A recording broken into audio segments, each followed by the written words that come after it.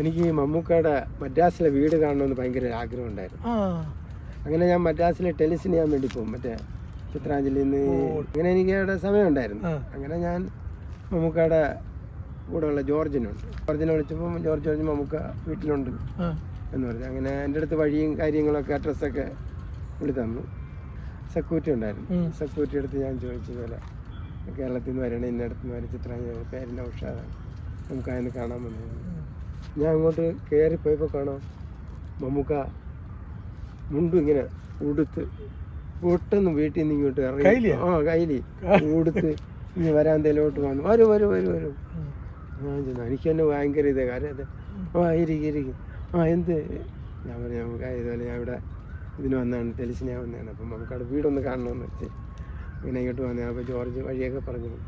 അപ്പോൾ നമുക്ക് വളരെ ദൂരം ഉണ്ടല്ലോ ഇവിടെ വരാൻ, പാട് കിട്ടുന്നു. ഇച്ചിരി ദൂരം